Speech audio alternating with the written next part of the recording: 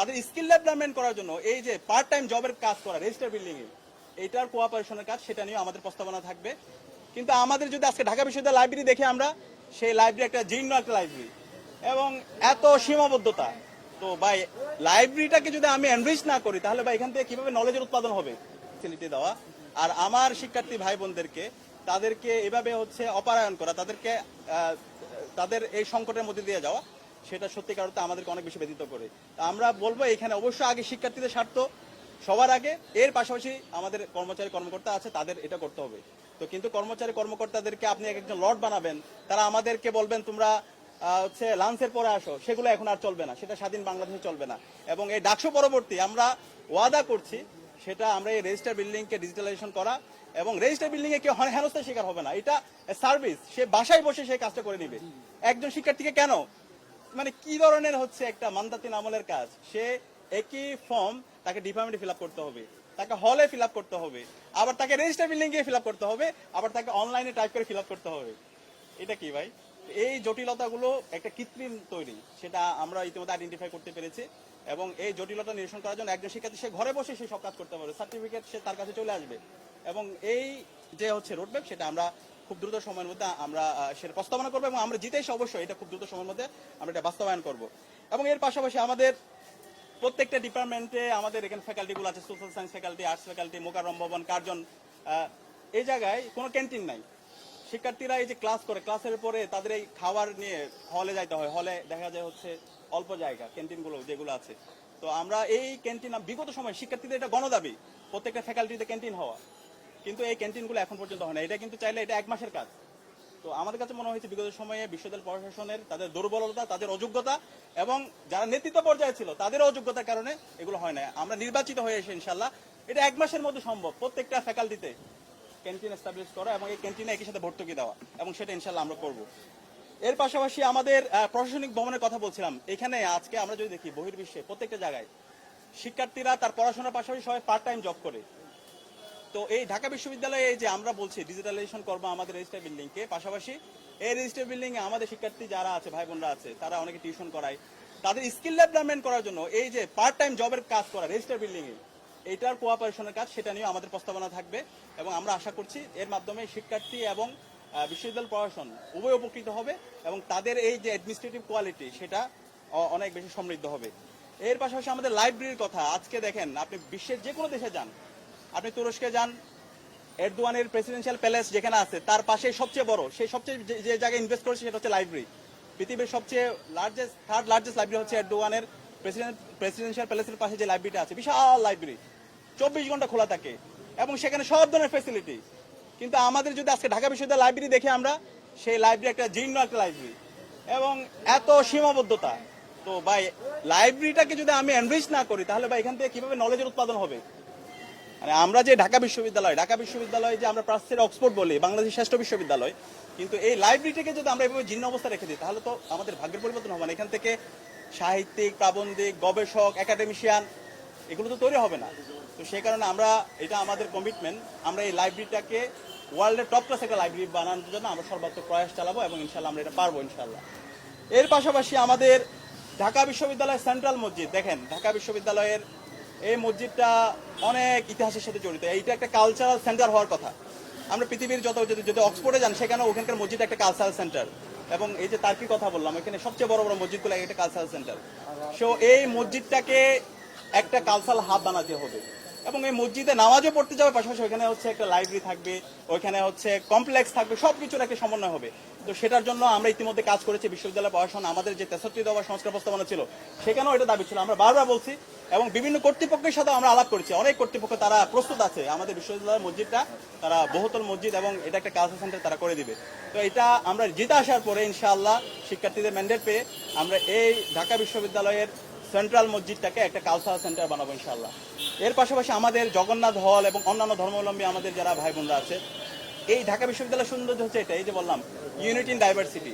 আমাদের যে সাংস্কৃতিক বৈচিত্র্য আছে, আমাদের যারা উপজাতি ভাই বোনরা আছে, তাদের যে বৈশাখী সংগ্রাম, বিজু, এই যে কর্মসূচি, এই সবগুলো আমরা একসাথে বাস্তবায়ন করা, এটা কিন্তু বাংলাদেশের ঐতিহ্য। এবং আমি ছোটবেলা থেকে, আমার যেহেতু বাড়ি হলো খাগড়াছড়িতে, ছোটবেলা থেকে এই যে এই পাহাড়িদের যে উৎসবগুলো আছে, বৈশাখী, সাংগ্রাই, বিচ, এগুলো করে করে আমরা বড় হয়েছি। আমরা একসাথে এটা ছোটবেলা থেকে, এখানে ফরহাদের বাড়িও রাঙ্গামাটিতে, এবং আমরা অনেকে আছি।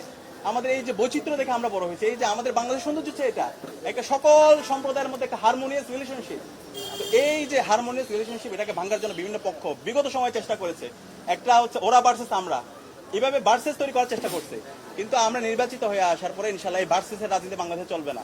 এখানে আমরা সবাই, আমাদের পরিচয় হচ্ছে আমরা সবাই ঢাকা বিশ্ববিদ্যালয়ের শিক্ষার্থী, আমাদের পরিচয় হচ্ছে আমরা সবাই সহপাঠী, এবং আমরা সবাই এক একজন ভাই বোন, কেউ বড় ভাই, কেউ ছোট ভাই, কেউ বন্ধু, এরকম এই পরিচয়ে আমরা একসাথে আমাদের এই বাংলাদেশটাকে এগিয়ে নেওয়ার জন্য আমরা একসাথে কাজ করে যাব, এবং আমাদের যে সাম্প্রদায়িক যে সম্প্রীতি, সেই সম্প্রীতিটাকে আমরা আরো অটুট রাখার জন্য আমরা একসাথে কাজ করব। এর পাশাপাশি সবচেয়ে গুরুত্বপূর্ণ, আমাদের ঢাকা বিশ্ববিদ্যালয়ের আমাদের ছাত্রী বোনরা, নারী শিক্ষার্থীদের যে সুরক্ষা, দেখেন বিশ্ববিদ্যালয় প্রশাসন কত অযোগ্য এবং অথর্ব বলতে আমি বাধ্য হচ্ছি। আজকে এই প্রতিষ্ঠানে 100 বছর পার হয়েছে, আজকে ঢাকা বিশ্ববিদ্যালয়ে আমাদের স্বাধীনতা 5 দশক পার হচ্ছে, কিন্তু মাত্র কেন 5টা হল থাকবে আমাদের ছাত্রী বোনদের জন্য? আমাদের ছাত্রদের আমরা অনেক ক্ষেত্রে অ্যাডাপ্ট করতে পারি, কিন্তু আমাদের ছাত্রীদের তো শতভাগ আবাসন, এটা বিশ্ববিদ্যালয়ের নৈতিক দায়িত্ব।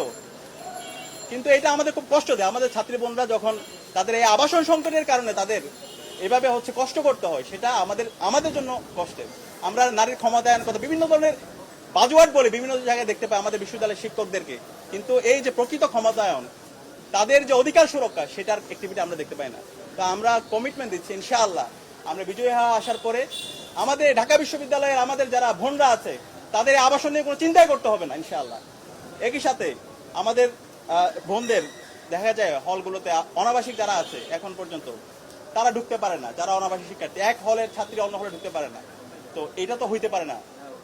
এই যে এখানে সিকিউরিটি এনশিওর করে বিশ্ববিদ্যালয়ের এত স্টাফ, হাজার হাজার স্টাফ, তাদের কাজ কি ভাই? সকল স্টাফদের এখানে আমাদের এনশিওর করে, নিরাপত্তা এনশিওর করে আমাদের ছাত্রী বোনদেরকে এক হল থেকে অন্য হলে যাওয়া, অনাবাসী শিক্ষার্থীদেরকে হলে ঢোকার অ্যাক্সেসটা দিতে হবে, এবং এক্ষেত্রে অ্যাক্সেস দেওয়ার জন্য আমাদের যত প্রসেস, সেগুলো এখন ডিজিটালাইজেশনের যুগ, আমরা সবাই জানি। ঠিক আছে, এখানে এই সব কিছু প্রসেস এটা এনশিওর করে সেই অধিকার দিতে হবে। এর পাশাপাশি আমাদের ছাত্রী বোনদের, আমাদের অনেক গার্জিয়ানরা গ্রামগঞ্জ থেকে আসে, দেখেন তারা আসে, তারা একটু আমাদের সন্তানদেরকে দেখবে কি অবস্থায় আছে তারা, কিন্তু তারা হলে পর্যন্ত ঢুকতে পারে না। আমাদের ছাত্রীদের বাইরে থেকে তাদের চলে যেতে হয়, এটা কেমন কথা? তা আমাদের প্রস্তাবনা অবশ্যই অবশ্যই আমাদের যারা ছাত্রী বোনরা আছে তাদের গার্ডিয়ানদের জন্য ভেতরে গার্ডিয়ান লাউঞ্জের ব্যবস্থা করতে হবে। সেই গার্ডিয়ান লাউঞ্জ খুব একটা সিম্পল একটা কাজ। তো এটা আমাদের প্রস্তাবনা থাকবে এটা, এবং আমরা এনশিওর করব।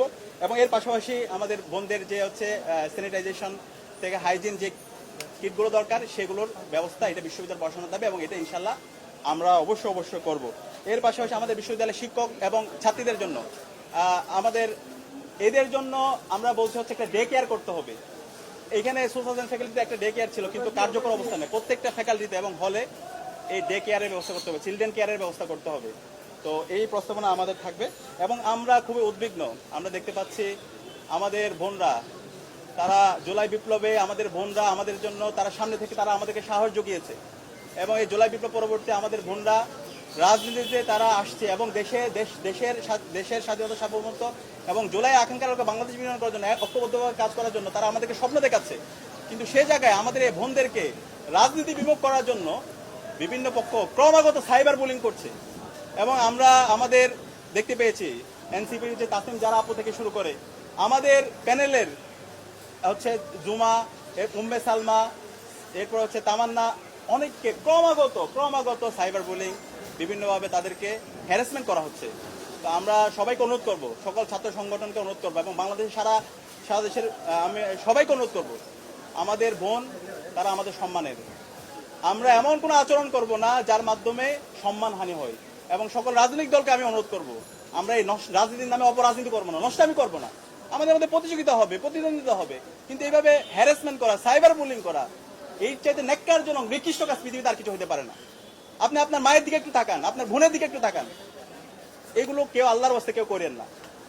আমরা অনুরোধ করবো সবাইকে দায়িত্বশীল আচরণ করার জন্য। আমাদের এই বোনরা আমাদেরকে সাহস জুগিয়েছে, এবং এই জুলাই বিপ্লবে আমাদের বোনরা আমাদেরকে, আমরা যখন হতাশ হয়ে পড়েছিলাম সেই 15 আগস্ট, আমাদের বোনরা সবার আগে আমাদেরকে প্রটেক্ট করেছে, এবং পুরো সময় জুড়ে এই আমাদের বোনদেরকে, আমাদের এই যে আমরা যে বাংলাদেশ একটা ন্যাশন হয়ে উঠতে চাই, আমাদের ঢাকা বিশ্ববিদ্যালয়ে সবার ঢাকা বিশ্ববিদ্যালয় করতে চাই, শহীদদের আকাঙ্ক্ষা আলোকে বাংলাদেশ বিনিয়োগ করতে চাই, অবশ্যই আমাদের বোনদেরকে আমাদের রাজনীতিতে সর্বাগ্যে লাগবে। তো আমরা আশা করব এই সাইবার বুলিং যারা করছেন সেটা আপনারা দ্রুত সময়ের মধ্যে বন্ধ করেন। এবং এর পাশাপাশি আমাদের বিশ্ববিদ্যালয়ের শিক্ষকরা, আমরা ইউনিভার্সিটিতে বলে থাকি বিশ্ববিদ্যালয়ের শিক্ষকরা হচ্ছে সিনিয়র স্কলার, আর আমরা যারা ছাত্ররা আছি আমরা হচ্ছে জুনিয়র স্কলার। শিক্ষক এবং ছাত্রের মধ্যে সবচেয়ে সৌহার্দ্যমূলক সম্পর্ক থাকবে, কিন্তু আমরা দেখতে পাই বিশ্ববিদ্যালয়ে আমাদের শিক্ষকরা আমাদের সাথে লর্ড সুলভ আচরণ করে। প্রতিনিয়ত আমাদের বিশ্ববিদ্যালয়ে যদি আমরা একটু সার্ভে করি, আপনাদের অনেকে এখানে গবেষকরা সার্ভে করেছেন, শিক্ষকদের যে ডমিনেশনের কারণে অসংখ্য শিক্ষার্থীরা মেন্টাল সাপ্রেশন অপারেশনের মধ্যে দিয়ে তারা কাটায়, তাদেরকে বিভিন্নভাবে তাদেরকে হেনস্থ করা হয়। এবং একই সাথে দেখতে পাই আমাদের শিক্ষকরা তারা প্রাইভেট ইউনিভার্সিটি গিয়ে খুবই কোয়ালিটি সম্পন্ন ক্লাস নেয়, আর আমাদের এখানে শিক্ষকরা তারা ওই মান্দাতিন আমলের একটা শীট, সেগুলো বিভিন্ন ধরনের শীট, সে একই শীট একই স্লাইড এগুলো নিয়ে আমাদেরকে বছরের পর বছর তারা ক্লাস নেয়। তো এইভাবে যদি হয় তাহলে তো আমাদের শিক্ষার মান হবে না, শিক্ষার মানের কোনো উন্নয়ন হবে না। এবং আমাদের এখানে ঢাকা বিশ্ববিদ্যালয় যতগুলো ডিপার্টমেন্ট আছে সেই ডিপার্টমেন্টগুলোর যে সিলেবাস আছে সেই অনেক আগের সিলেবাস, কোনো আপডেট হয় না। তো আমরা ইনশাল্লাহ জিতে এসে এই ঢাকা বিশ্ববিদ্যালয়ের কারিকুলাম, প্রত্যেকটা ডিপার্টমেন্টের কারিকুলাম এবং শিক্ষকদের যে হচ্ছে যে লর্ড সুলভ আচরণ, সেটা আমরা করতে দিব না ইনশাল্লাহ। এবং এখানে একটা ভারসাম্য থাকবে। এবং একই সাথে আমরা অসংখ্য অভিযোগ আমাদের ছাত্রীবন্ধুদের থেকে আমরা পেয়েছি, সাইবার বুলিং এবং শিক্ষার্থীদের হচ্ছে শিক্ষকদের উপর বিভিন্ন ধরনের হচ্ছে হেজাব যারা পড়ে তাদেরকে বিভিন্ন ধরনের হ্যারাসমেন্ট করা, এবং পাশাপাশি বিভিন্ন ধরনের যৌন হয়রানির অভিযোগ এসেছে। এবং ঢাকা বিশ্ববিদ্যালয় আপনারা জানেন একটা যৌন হয়রানির বিষয়ে একটা সেলও আছে, কিন্তু এই সেলের কোনো কার্যকারিতা নেই। এই সেলটা কিভাবে ফাংশন করবে এটা নিয়ে কোনো অর্ডিন্যান্স নাই। তো আমরা বলছি ইনশাল্লাহ আমরা বিজয় হয়ে এসে এই ধরনের যারা হ্যারাসমেন্ট করে, যারা এই ধরনের নিপীড়নের সাথে জড়িত, আমরা সবাইকে বিচারে আওতায় নিয়ে আসবো এবং এটার একটা অর্ডিন্যান্স থাকবে। এবং যেটা করা হয় একটা আপোষ মীমাংসার মাধ্যমে সাময়িকভাবে এটাকে হচ্ছে সলভ করে এটাকে হচ্ছে জিয়ে রাখা হয়। তো এই ধরনের বিচারিতা আমরা হতে দিব না। এবং এর পাশাপাশি আমাদের ঢাকা বিশ্ববিদ্যালয়ে অর্ধেকের বেশি শিক্ষার্থী অনাবাসিক আছে, বিভিন্ন জায়গা থেকে তারা আসে। ঢাকা বিশ্ববিদ্যালয় প্রায় 17টা বাস রুট আছে। এই বাস রুটে যারা আসে তাদের যে পরিশ্রম করতে হয়, এবং বাসে দেখা যায় তাদের সকাল 8টায় ক্লাস, সকাল 8টায় তাদের পরীক্ষা, কিন্তু দেখা যাচ্ছে বাস যাচ্ছে 9টায়, 8:30টায়। এবং এই বাসের যে সমস্যা, এগুলো সব হচ্ছে কৃত্রিম সমস্যা, কৃত্রিম সংকট। এখানে একটা বিশাল সিন্ডিকেট গড়ে উঠছে বিশ্ববিদ্যালয় রেজিস্ট্রার বিল্ডিং এর এই ডিপার্টমেন্ট যারা দেখে এবং এটার সাথে যারা জড়িত, একটা সিন্ডিকেট তৈরি হয়েছে। আমরা বিজয় হয়ে আসার পরে এই সকল সিন্ডিকেটকে আমরা ভেঙে দিব ইনশাআল্লাহ। এবং এই সকল বাস পার্মানেন্ট বাস করতে হবে। এই যে আপনার বিআরটিসি ডিপো থেকে ভাঙ্গাচোরা বাস নিয়ে আসেন, এক একদিন এক এক দুর্ঘটনা হয়। এই দুর্ঘটনা কি কোনো মূল্য নাই? কিছুদিন আগে উত্তরায় আমাদের শিক্ষার্থী ভাই বোনদের উপর হামলা হয়েছে, বিভিন্ন জায়গায় হামলা হয় এবং মেট্রো রেলের পিলারের মধ্যে বাস লাগাই দিচ্ছে। এগুলো কোনো জবাবদিহিতা নাই। তো সেগুলো জবাবদিহিতার মধ্যে নিয়ে আসা এবং এই বাসগুলোর একটা পার্মানেন্ট সলিউশন করা, এই সে দায়িত্ব ইনশাল্লাহ আমরা বিজয়ী হয়ে আসার পরে এই যারা অনাবাসী শিক্ষার্থী আছে, যারা বিভিন্ন প্রান্ত থেকে আসে, তাদের এটা নিয়ে চিন্তা করতে হবে না। এবং প্রত্যেকটা দিন নির্ধারিত সময়ে তারা বাস পাবে। এবং দেখা যায় রাতের দিকে কোনো বাস না, শিক্ষার্থীরা টিউশনে যায়, বিভিন্ন জায়গা থেকে আসে, কিন্তু এই বাসগুলো না। জাহাঙ্গীরনগর বিশ্ববিদ্যালয়ের বাস এখানে রাত 8টা, 8:30, 9টা পাওয়া যায়, কিন্তু ঢাকা বিশ্ববিদ্যালয়ের বাস নাই। তো এই যে রাতের বেলা অনেক শিক্ষার্থীদের এই সংকটের মধ্যে দিয়ে যেতে হয়, আমরা ইনশাল্লাহ নির্বাচিত হয়ে আসার পরে সেটা থাকবে না ইনশাল্লাহ। এবং বাস নিয়ে একটা পার্মানেন্ট সলিউশন আমরা করবো ইনশাল্লাহ। এর পাশাপাশি আমাদের বলছি আমরা ডাকসুতে দেখতে পেয়েছি, বিগত সময় তো অনেক ডাকসু হয়েছে, কিন্তু ট্রান্সপারেন্সি, ফাইন্যান্সিয়াল ট্রান্সপারেন্সি এবং অডিট সিস্টেম নিয়ে অনেক কথা আছে।